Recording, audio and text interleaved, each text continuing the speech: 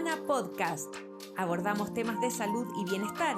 Conversamos con nuestros especialistas de clínica alemana acerca de temas relevantes y contingentes para nuestra comunidad. Estamos contigo para educarte.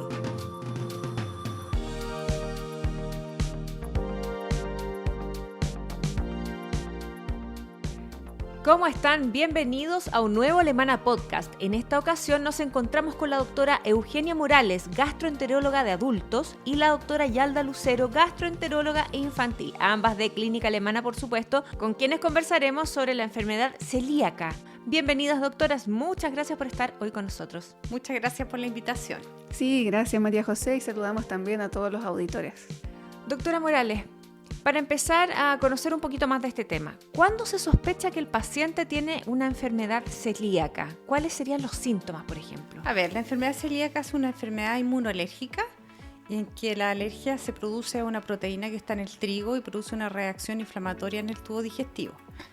Los síntomas que produce son variados, ¿ya? No produce síntomas tan específicos, por eso que es muy difícil diagnosticarla, es lo que se llama la enfermedad del camaleón, porque da muchos síntomas. Pero dentro de los síntomas más frecuentes, por lo menos en los adultos, tenemos que es la diarrea crónica, la distensión abdominal, y estamos viendo muy frecuentemente también algunas alteraciones malabsortivas como es la anemia ferropénica. Así que en todos los pacientes en que hay diarrea crónica, distensión abdominal, anemia ferropénica, y en todos los pacientes que se plantea el diagnóstico de síndrome de intestino irritable, tenemos la obligación de descartar la enfermedad celíaca. Ahí ya se estaría sospechando que podría en el fondo tenerlo. Ahí se podría sospechar. Por ejemplo, los pacientes con síndrome de intestino irritable, hasta un 26% pueden ser celíacos, por lo tanto es indispensable descartarla. Doctora Lucero, ¿y cuáles serían las diferencias clínicas entre niños y adultos? Porque la doctora Morales ya nos daba algunos en el fondo cómo serían los síntomas o cómo detectarlo. ¿Es distinto en niños? Lo primero que hay que considerar es la edad desde la cual nosotros tenemos que empezar a sospechar que puede haber una celiaquía. Y esto es desde que el niño empieza a consumir el gluten, que es la proteína que nos decía la doctora Morales que activa toda esta enfermedad, que viene en el trigo, centeno y cebada. Entonces, desde que en la alimentación complementaria de los lactantes introducimos el trigo, centeno o cebada, uno ya puede empezar a ver estos síntomas que habitualmente es desde los 6-7 meses de edad, ¿ya? Los síntomas pueden ser parecidos a los de adultos, o sea, diarrea crónica, distensión, también puede haber dolor abdominal de forma recurrente, que eso habitualmente lo vemos en escolares o adolescentes, pero también podemos tener formas extradigestivas, que son típicamente la talla baja, que en los últimos tiempos es el principal motivo por el que lo estamos diagnosticando. O sea, muchas veces los endocrinólogos nos derivan estos niños con probable celiaquía. También puede haber alteraciones del desarrollo puberal, retraso del desarrollo puberal, también alteraciones del esmalte dental, que se va desgastando, van saliendo como erosiones en el esmalte dental, entonces a veces los odontopediatras nos derivan pacientes, y también puede haber algunos síntomas conductuales, niños que tienen, por ejemplo, alteraciones del sueño o problemas conductuales que se confunden con trastorno de déficit atencional. O sea, es bastante es muy diverso. Mira qué interesante, Mira qué interesante la diferencia que hay entre los niños y los adultos. Totalmente. Sobre todo, sí, como explicaba la doctora Lucero, nosotros nos vemos ese tipo de síntomas, digamos, no nos derivan los endocrinólogos por no hay alteraciones también alteraciones en la conducta, sí, pensándolo bien ahora, claro, como depresión, hay síntomas extradigestivos, ¿cierto? Típicamente algunos dermatológicos, como la dermatitis herpetiforme, y los otros, claro, algún síntoma como de depresión o de trastorno de angustia, que en realidad no son primarios, sino que son secundarios a los déficits nutricionales que conlleva el tener una enfermedad celíaca. Sí, y otra cosa importante también es que hay pacientes asintomáticos, ¿ya? Eso debe ser lo más difícil. Más difícil. Pero y son porque esta es una condición que se da más o menos en el 1% de la población, o sea, relativamente frecuente, y está muy subdiagnosticada. Por eso es importante sensibilizar a la población en esto. Y cuando es asintomático lo encontramos habitualmente porque hay algún familiar con alguna enfermedad autoinmune o con alguna ya celiaquía diagnosticada. Entonces, siempre cuando se diagnostica un celíaco hay que evaluar a los familiares directos, hacerle los exámenes diagnósticos, claro, y también hay algunas condiciones genéticas que lo vemos en niños, por ejemplo, la trisomía 21, algunas otras, algunas enfermedades autoinmunes en los niños, en los que hay que hacer una búsqueda activa, que llamamos, que significa vigilar cada cierto tiempo con los exámenes para buscar la celiaquía. Y en el caso, por ejemplo, de los lactantes, cuando aún no se empieza con la alimentación complementaria, cuando tienen alergias alimentarias, ¿después pueden derivar en ser un niño más celíaco? Por ejemplo, si es que tienen más riesgo, dices. Claro. Sí, mira, es una excelente pregunta. O no es necesariamente si tuvo uno va a tener el otro. No, porque son mecanismos inmunológicos distintos, ¿ya? Existe un grupo de enfermedades que son mediadas por el sistema inmune, que quiere decir que el sistema inmune se equivoca de alguna manera, dentro de las cuales está la alergia alimentaria y por otro lado está la celiaquía, que es una enfermedad autoinmune que también es por el sistema inmune, pero los mecanismos son distintos. Entonces, un alérgico alimentario no debiera evolucionar a una celiaquía ni tampoco al revés, ¿ya? Lo que sí puede haber niños que son alérgicos alimentarios múltiples, o sea, son alérgicos a varios alimentos, dentro de eso pueden ser alérgicos al trigo. Pero no necesariamente es una celiaquía. Pero no son celíacos, exacto. Y tiene que ver primero con el grado de estrictez de la dieta. O sea, la dieta del alérgico es mucho más estricta en cuanto a las trazas, en cuanto a todas las contaminaciones que puede haber, que lo que tolera un celíaco, ¿ya? Y lo otro es el pronóstico, porque en general en los niños la alergia alimentaria se va pasando con el tiempo, a diferencia de la celiaquía que tiende a ser permanente, o sea, no hay una cura todavía. Eso es importante y quería destacar lo que decía la doctora Lucero, porque la enfermedad celíaca puede aparecer en cualquier momento de la vida. Nosotros pensamos que es principalmente de los niños, pero puede aparecer en cualquier momento de la vida del adulto. Incluso se está viendo que la prevalencia de la enfermedad celíaca, la frecuencia de aparición por sobre los 60 años está aumentando en los últimos años. Así que no solamente desde que sean niños, sino que en cualquier momento de la vida puede aparecer una enfermedad celíaca. Claro, eso es importante, estar atento a los síntomas, porque no necesariamente algo que nunca le había pasado a una persona empieza a tener estos síntomas y consultan inmediatamente a un gastroenterólogo para que pueda en el fondo descartarlo. Sí, también a los médicos generales que tienen que estar bastante atentos porque como contaba la doctora Lucero y decíamos, son multisintomáticos y no solamente tienen síntomas digestivos, sino que tienen síntomas extradigestivos a los que hay que estar atentos y sospecharla. ¿Cuál sería el tratamiento de la enfermedad celíaca, doctora Morales? Bueno, como la enfermedad celíaca se produce por una alergia a una proteína del trigo, que se llama gluten, el tratamiento de la enfermedad celíaca es sacar el gluten de la dieta. Es lo principal. Eso es lo principal. Pareciera fácil, pero no lo es, porque la dieta estricta sin gluten es muy difícil de llevar. En los últimos años es más fácil porque hay más alimentos sin gluten. Antes había muy poco, ahora la gente está más... conoce más sobre la alimentación, hay más variedad de alimentos también, pero debemos ser bien estrictos en la dieta sin gluten, incluso lo que se llama sin trazas de gluten. Los pacientes tienen que tener sus propias ollas en las que cocinan sus alimentos, sus propios servicios, sus propios platos, para que no exista lo que se llama contaminación cruzada. Así de estricto. Así de estricto tiene que ser. Sí, ahora es importante considerar que hay alimentos que son naturalmente libres de gluten, que están disponibles para todo el mundo. Por ejemplo, las frutas, las verduras, las legumbres, dependiendo del proceso de envasado, en general no tienen contaminación con gluten.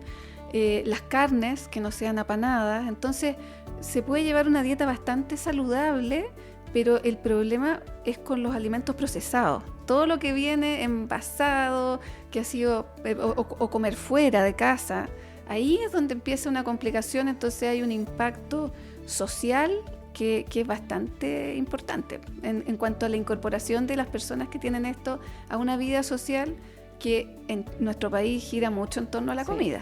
Claro. Lo otro importante que tienen que saber, que uno lo recalca los pacientes celíacos, es que como tienen déficit de vitamina, mineral, etcétera, tienen que tener reposición.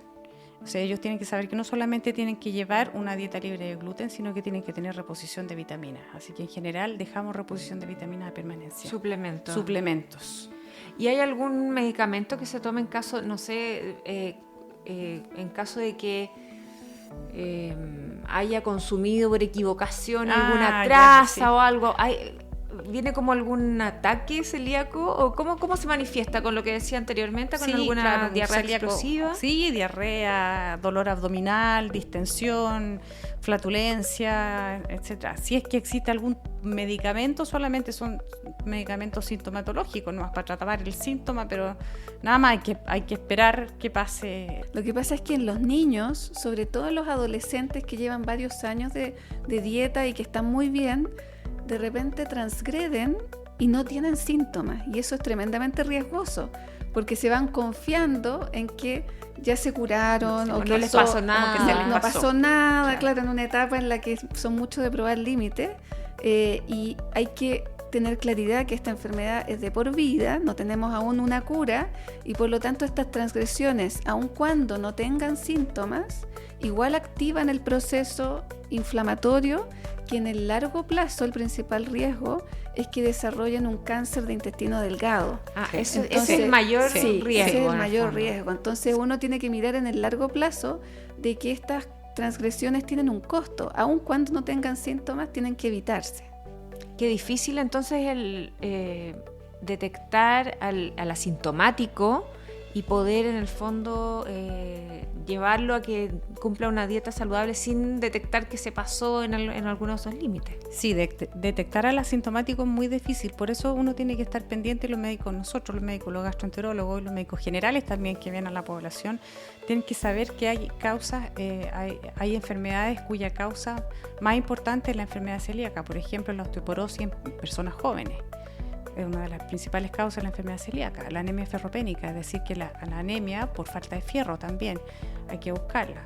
Entonces eso es lo que tienen que tener en cuenta los médicos que están viendo al paciente en forma más general. Y lo otro que quería decir, que la principal causa de la mala absorción a la lactosa o la intolerancia a la lactosa secundaria es la enfermedad celíaca. Sabemos que más o menos el 50% de la población chilena es malabsorbente a la lactosa, que es una cosa completamente diferente a la enfermedad celíaca. Malabsorber la lactosa es que uno no absorbe el azúcar de los lácteos y no es una enfermedad, es una condición natural del mamífero. Pero eso es la malabsorción primaria, la normal. Pero la secundaria, es decir, cuando se debe a otra causa, la principal causa es la enfermedad celíaca. Sí, y te quería comentar, María José, también de lo que tú preguntabas de los medicamentos. Actualmente el tratamiento de la celiaquía es la dieta, ¿ya? Sin embargo, hay mucha investigación científica en torno a tratar de buscar este medicamento que tú señalas, de que si uno se salió de la dieta, ¿cómo lo resuelvo en la emergencia? ¿Cómo disuelvo el gluten dentro del cuerpo, etcétera? Entonces hay varias líneas, todavía no hay ningún medicamento que se haya probado científicamente que sirve, pero es posible que en 5 o 10 años ya exista algo. Y los pacientes que muchas veces se meten a internet, buscan en Google, van a encontrar probablemente en el comercio electrónico que existen enzimas que las promocionan como que pueden ayudar a los celíacos, glutenasas principalmente, que digieren el gluten.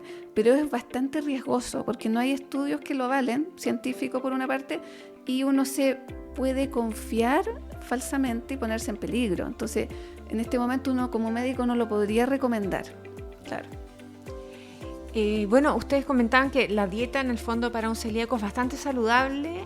¿Y qué pasa, por ejemplo, si hago la dieta sin ser celíaco, la dieta sin gluten? ¿Qué pasa con una persona que la lleva voluntariamente en el fondo? A ver, yo quería hablar desde el punto de vista de los adultos. Una causa un síntoma muy frecuente de consulta en el gastroenterólogo de adultos es lo que se llama la distensión abdominal o el meteorismo, o lo que se llama estar hinchado. Esa es una causa muy frecuente. En esos pacientes buscamos la enfermedad celíaca, no la encontramos muy frecuentemente, pero porque no estamos, digamos, no es tan frecuente. En estos pacientes nosotros indicamos ocasionalmente una dieta libre de gluten o una dieta que se llama sin FODMAPs, que en realidad es una dieta sin alimentos fermentables, dentro de los cuales está el gluten. Y los pacientes en general se sienten mejor o van a la consulta y nos dicen, doctora, ¿sabe qué? Yo creo que soy celíaca porque vivo hinchada y decidí sacar el gluten porque está muy de moda esto de sacar el gluten y me siento muchísimo mejor, estoy segura que soy celíaca. Y lo que pasa es que los alimentos que contienen gluten sí hinchan, sí distienden, sí producen esa enfermedad, por lo tanto, o sea, esos síntomas, por lo tanto, sacar el gluten, los pacientes se sienten mejor, pero eso no quiere decir de que sean celíacos. Eso es importante.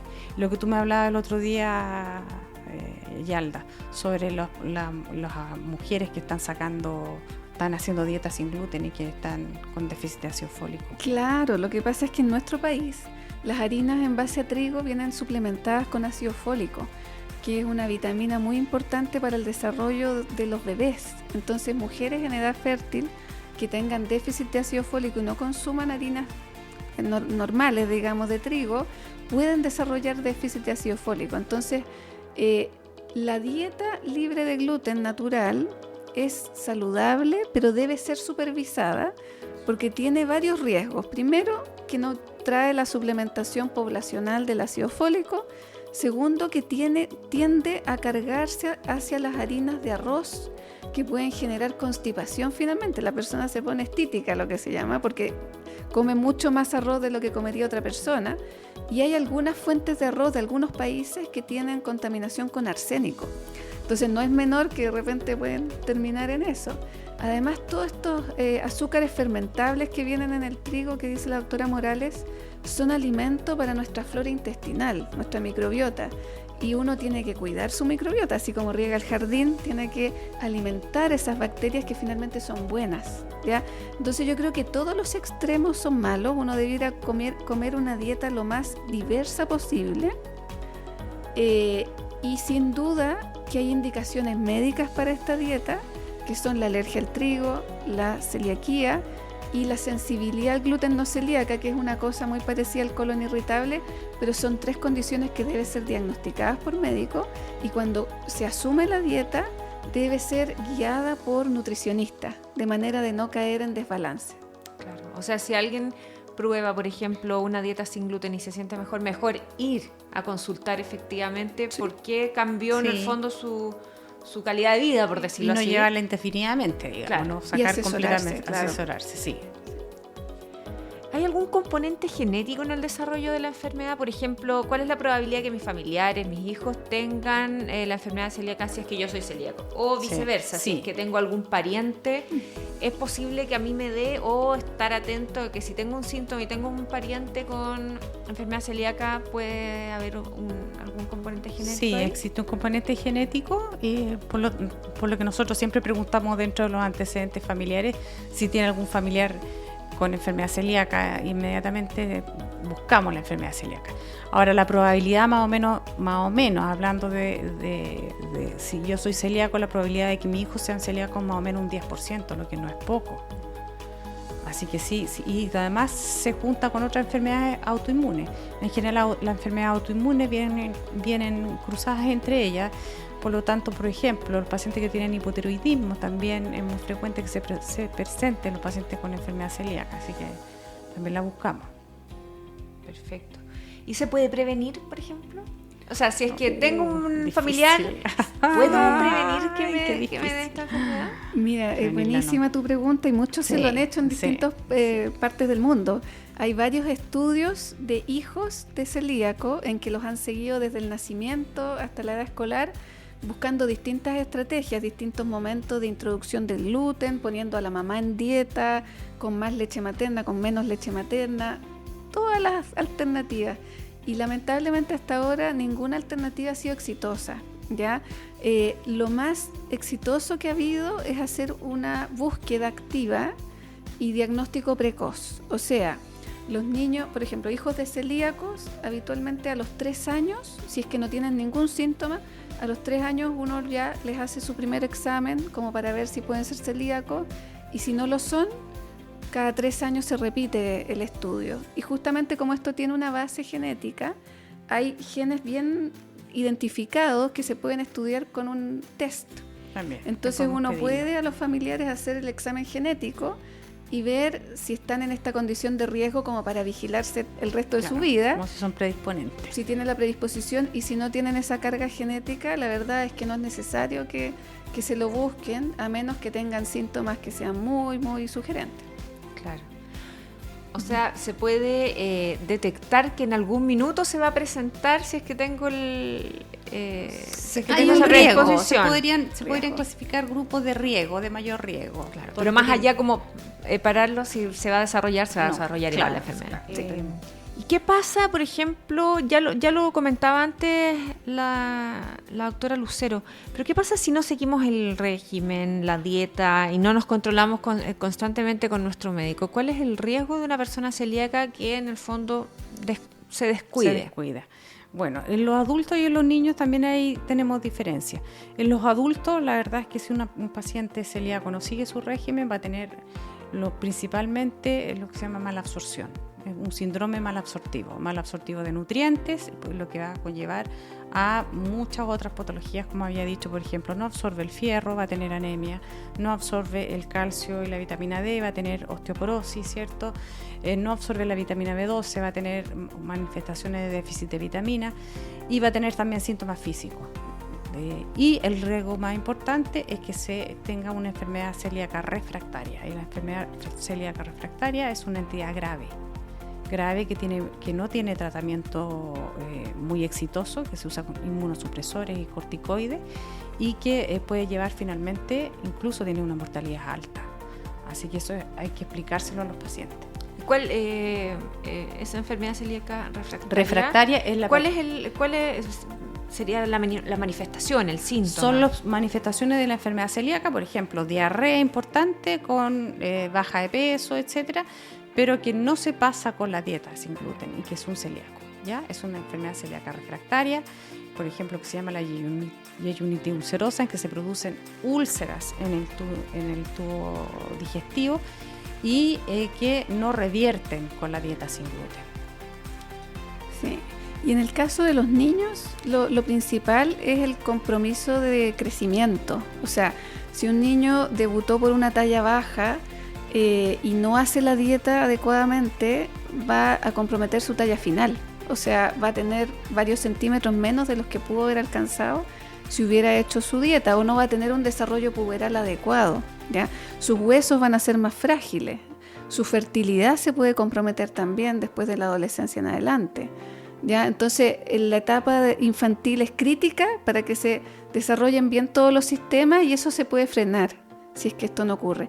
Y lo otro es el riesgo de desarrollo de cáncer de intestino delgado, linfoma, que requiere décadas para desarrollarse. Entonces, justamente los niños que no se tratan son los que a los 30 o 40 años pueden tener un linfoma. Y un linfoma grave. Claro, que tipo de no responde en general al tratamiento. Sí, claro. Así que sí tiene consecuencias. Perfecto. Y el tener un niño con talla baja en general, por ejemplo, que sea asintomático y vemos que no está creciendo adecuadamente, ¿eso puede ser un síntoma como para poder estudiar un posible celiaquismo? Sí, de hecho los endocrinólogos en la primera línea de estudio, a veces incluso antes de pedir hormona de crecimiento y todo, piden hemograma y los exámenes de celiaquía. O sea, va en la primera línea, porque además de ser una condición tratable, claro, ahí se para el estudio, porque nos da la explicación de lo que el niño tiene, y en general, después de la dieta, la respuesta no es inmediata, pero a los 6 o 12 meses el niño ya va recuperando su curva de crecimiento, y dependiendo de la edad a la que se diagnostica, puede alcanzar la misma talla que hubiera alcanzado sin tener la condición. Puede remontar. Sí, recuperan. Sí. Siempre y cuando sea antes del estirón. Este típico estirón puberal, que es entre los 13, 14 años, tiene que ser antes de eso, porque ahí logramos la estatura completa. Doctoras, antes de terminar, ¿algún consejo o reflexión final en torno a este tema para quienes nos estén escuchando? Sí, yo diría que entre lo más importante es sospechar la enfermedad celíaca frente a los diferentes síntomas y quizá un consejo a los médicos generales, porque muchas veces tenemos pacientes que tienen síntomas hace mucho tiempo que son claros de enfermedad celíaca y que no han sospechado la enfermedad celíaca. Así que estar atentos a los síntomas, y estos síntomas que son diversos, digamos que no solamente son síntomas digestivos y que son también extradigestivos. Y lo otro que quería destacar, lo que dijo la doctora Lucero con respecto a la dieta sin gluten, que lo hacen los pacientes sin tener enfermedad celíaca, en que pueden alterar su microbiota y pueden también verse alterada su nutrición y tener déficit de vitaminas y minerales, etc. Sí. Sí, yo comparto plenamente lo que dice la doctora Morales en cuanto a una sospecha, alta sospecha, que los papás consulten oportunamente, que no se hagan dietas innecesarias, y también hacer una invitación, porque yo creo que todos conocen algún celíaco por ahí, es la invitación a la inclusión, ¿ya? Porque estas son personas comunes y corrientes, a cualquiera nos podría pasar, y muchas veces por llevar la dieta se tienen que marginar de la vida social, que tiene mucho que ver con la comida. Entonces seamos inclusivos en los colegios, los profesores, en las actividades deportivas, en las celebraciones familiares. Incluyamos alimentos libres de gluten. Una brocheta de fruta la puede hacer cualquiera, ¿ya? O sea, hay cosas simples, pero que pueden hacerle más fácil la vida. Ellos no se están imaginando esto, tienen que convivir y nosotros tenemos que convivir con ellos y hacerlos sentir parte. Eso. Muchas gracias, doctoras, por estar con nosotros y conversar este tema tan interesante para todas las personas. Sí, gracias a ti, María José, y gracias a los auditores que nos han permitido compartir con todos ellos estos conceptos. Sí, muchas gracias. Muchas gracias. Estuvimos conversando con la doctora Eugenia Morales y la doctora Yalda Lucero, gastroenterólogas. Por nuestra parte nos despedimos y les recordamos activar las notificaciones y compartir este contenido entre sus contactos familiares o quienes crean que esta información sea de su interés. Hasta una próxima ocasión y nos encontramos en un nuevo Alemana Podcast.